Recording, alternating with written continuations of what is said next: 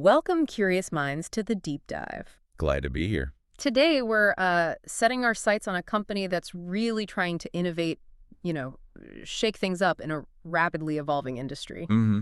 We're taking a close look at a brand making some, well, pretty bold claims, calling themselves the greatest dispensary of all time, Goat Global. That's quite a statement. Sets the bar high from the start. It definitely does. So our mission for this deep dive is really to unpack how Goat Global is reimagining the cannabis retail experience. Okay. We'll be pulling key insights from our source material, Goat Global, the future of cannabis retail, from Nug Notes, trying to find those nuggets of innovation, their curation strategy, and just how ambitious they really are. Yeah, and what's striking looking at the source is that this isn't a company just like reacting to the market. Right. They seem to be actively trying to define it. This material gives us a pretty unique glimpse into how focusing on the experience and strategic differentiation can really set a brand apart. It goes way beyond just selling a product. You're going to hear how they're blending sort of deep industry legacy roots with some very forward-thinking strategies. It feels like something genuinely new. One, from Humboldt Hills to LA high-rises, the genesis of Goat Global. Okay, so let's dig into their origins first. Our research highlights that Goat Global isn't just another startup popping up. No, definitely It's not. very specifically Humboldt-born, LA-built. The story starts with three friends, ascribed as having curated smoked lungs and buyer instincts. Love that description. Paints a picture, doesn't it? It really does. So they took these deep roots in cannabis culture and basically decided, okay, let's do this differently. Right. It feels organic, not like a purely corporate play, more passion-driven. Exactly. And what jumps out immediately is their core philosophy. No mids, no fluff, just the greatest of all eighths.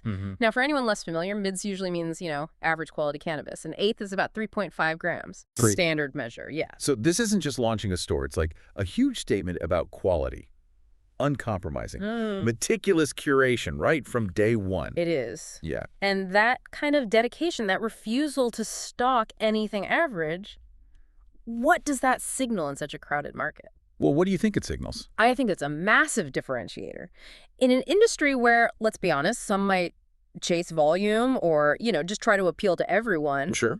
Goat Global saying no mids, no fluff, that carves out a very clear brand identity. It's all about premium quality. Positions them as tastemakers almost. Arbiters. Exactly. Trusted arbiters of the best stuff out there, not just another shop. But what's really fascinating, even with these Humboldt roots, is their first big strategic move. Okay. They got their first recreational license up in Eureka. Okay, great. But then, instead of pushing their own cannabis grows, which you might expect, That seems logical. they deliberately built a new lane, retail as curation. Retail as curation. Yeah. That's gold. To step back from growing your own stuff, Yeah. It is bold. But think about what that choice reveals. Okay. It shows a really deep understanding of market positioning, I think. By focusing only on curating the absolute best products from all over the market, Right. they position themselves as this impartial expert guide. The place to go for the finest cannabis, period. So it wasn't about their strains, it was about their selection. Precisely. Proprietary selection, not proprietary strains. And that commitment to quality above all else through expert curation, it just redefines what a dispensary can be. Transforms it. Yeah, from just a store to a trusted resource. Yeah. They'll only have exceptional stuff wherever it comes from. Yeah. Builds huge consumer trust. 2, igniting the scene. Building a brand through legendary events. Okay, so beyond just the product philosophy, the sources really hammer home how Goat Global ignited the scene with these events. Oh yeah, the events seem key. The Nug Notes report calls them legendary and must attend. It's clear they knew building a brand here wasn't just about the weed itself, but the whole culture around it. Absolutely, you have to build that vibe. And look at these examples. The 10X Scumbags LA drop. The source says it burned the block down. Meaning it was huge, right? Yeah. Packed, high energy. Totally. Then there was Doja Pak's insane party hosted at Global. Again, just creating this massive buzz, drawing crowds. These weren't just like tasting events. No, they felt like cultural moments designed to generate excitement, build community. But how do events like that really go beyond just promotion? How do they build real loyalty? Well, that's the smart part, isn't it? Yeah. These events, they weren't just promotional. They were fundamentally community building. Okay. Yeah, they got people talking, created buzz, sure. But maybe more importantly, they fostered this sense of exclusivity, like you had to be there, belonging. Right, being part of something cool. Exactly. By hosting these unique gatherings, bringing together top brands, artists, enthusiasts, Goat Global stopped being just a shop. It became a hub. Cultural hub, yeah. A destination. And that strategy turns a simple purchase into a memorable experience, which is critical for consumers today, right? Yeah. Especially in an industry trying to build a new identity. And it wasn't only about product drops. They got creative with the experiences, too. The report mentions Ooka demos with YB and Namir introducing Zaza in a hookah. Zaza in a hookah. So premium flower in a sort of social smoking setup. Interesting blend. Yeah. And then, get this, secret comedy shows with Ron Funches mixing stand-up and rosin jokes. Rosin jokes, that's niche. Rosin being that high-quality, solventless concentrate. Exactly. So what does mixing entertainment like comedy with these, specific product experiences do for their brand? Well, it creates this immersive, multisensory thing that's just way beyond a normal retail visit. Right. Integrating music, comedy, especially with insider references like rosin jokes, tells you they're talking directly to a knowledgeable audience, an audience that appreciates that level of detail. Yeah, they get it. These aren't random events. They're curated moments that resonate. It turns Joe Global into more of a lifestyle brand. It shows they understand that you don't just sell anymore. You entertain, you educate, you build community. It's about crafting those moments that stick with people, makes them different. 3, the 5-lane blueprint. Crafting a cannabis campus. Okay, so if the events create these moments, what's the bigger picture? What's their vision for the future of cannabis retail itself? Ah, the 5-lane blueprint. Yeah, they're thinking way beyond just a dispensary with this blueprint. Retail, cafe, lounge, kitchen, resort. That's comprehensive. A whole ecosystem. It really is. It's not just a store. They're literally calling it a campus. A campus. Interesting terminology. And our source specifically mentions a West Hollywood lounge is already pending, zoning locked in. Okay, so it's not just talk. They're actually moving on this. Seems like it. That detail shows a deep, long-term commitment, right, to creating this integrated, multifaceted lifestyle destination. They're planning it out piece by piece. Definitely planned. But let's think about the challenges here. What are the big hurdles in trying to scale something that complex? You've got hospitality, retail, potentially even lodging, all under one umbrella, centered around cannabis. Yeah, especially across different states with totally different rules. Exactly. That's the huge question mark. This campus model is incredibly ambitious, visionary even. But wow, the challenges. You think it's too much? Not necessarily too much, but it's fraught. Yeah. You're managing multiple business types, retail, food service, lounges, maybe eventually hospitality. Each has its own licenses, compliance nightmares, local regulations, public perception issues. It's a maze. A labyrinth. It pushes the boundaries of what a cannabis business is, aiming for normalization, integration into daily life, which is great.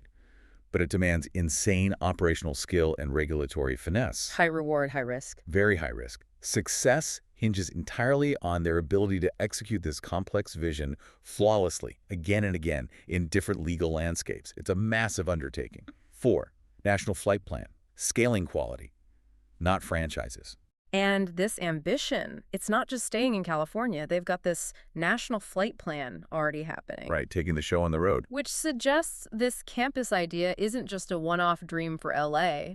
Minnesota is already in action. That's a big step. Minnesota's a significant new market, yeah. And Columbus and Queens are circled for future expansion. It feels very deliberate, strategic, like they're picking markets carefully. Seems like it. Choosing places where maybe this unique, experience-focused approach will really land well. But what really stands out about how they're growing is their approach. No franchises, just real ones expanding the playbook. Ah, that's interesting.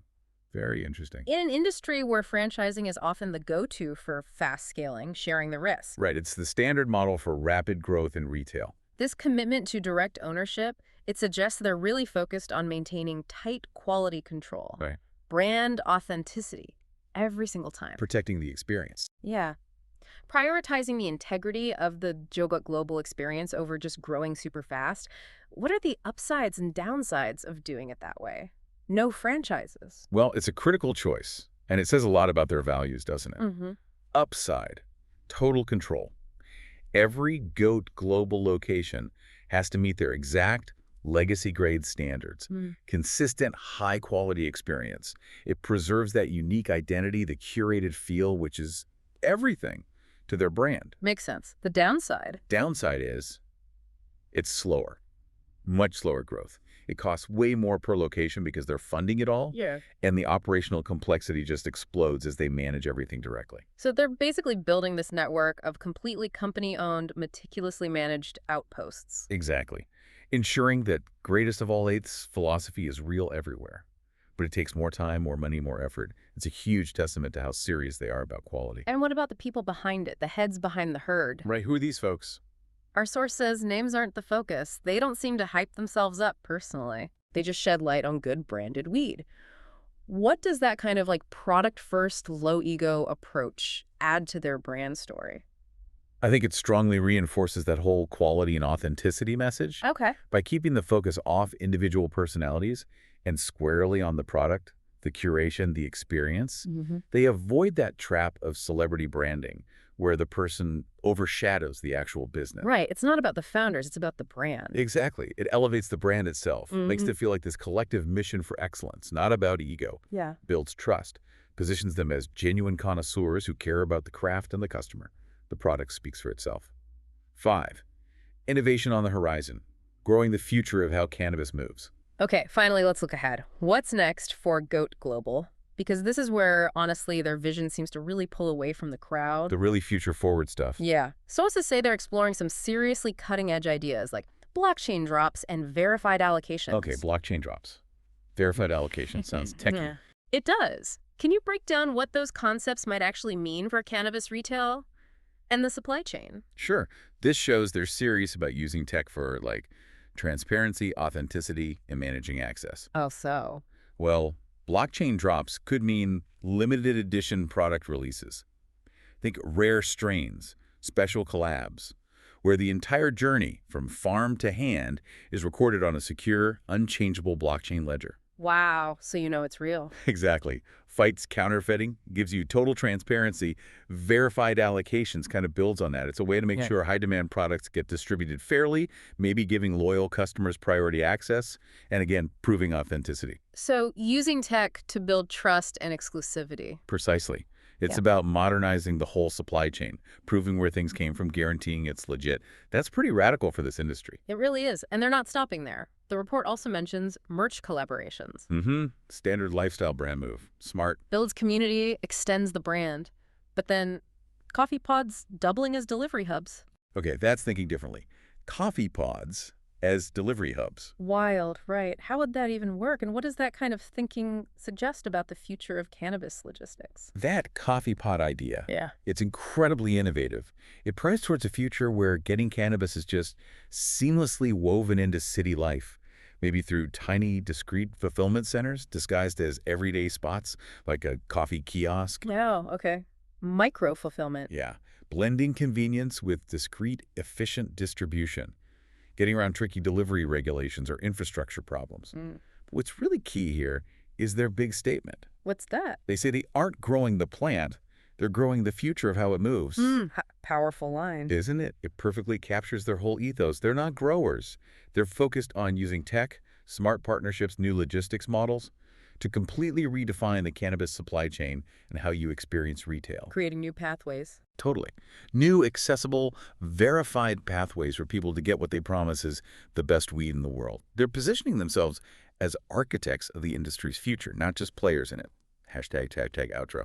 So that was our deep dive into Goat Global. We've really uncovered how they've built a brand not just on product, but on really exceptional curation, these unforgettable experiences, and this super ambitious campus model that could reshape retail. Yeah, quite a story unfolding there. From those Humboldt-born, LA-built roots to their strategic national flight plan, they genuinely seem to be growing the future of how it moves, pushing boundaries constantly. That way. Their motto, curate loud, serve daily, stay go-weighted. It feels less like a slogan and more like a real blueprint. A blueprint for building a legacy brand, maybe. Focus on excellence, experience, forward thinking, even when it's hard. And for you, the listener, this dive into Go Global. It's a fascinating case study, not just for cannabis, but really for any fast-changing industry. How you can shake things up with a clear vision, focusing on the customer experience, and just relentless innovation. Good point. So maybe think about this. What really stands out to you about how Goat Global is trying to set new standards? And how might this whole campus idea, blending, retail, hospitality, entertainment, how might that influence other sectors you see? Retail? Hospitality. Worth considering the balance they're striking, you know? Ambition versus risk, something to chew on as you go about your day.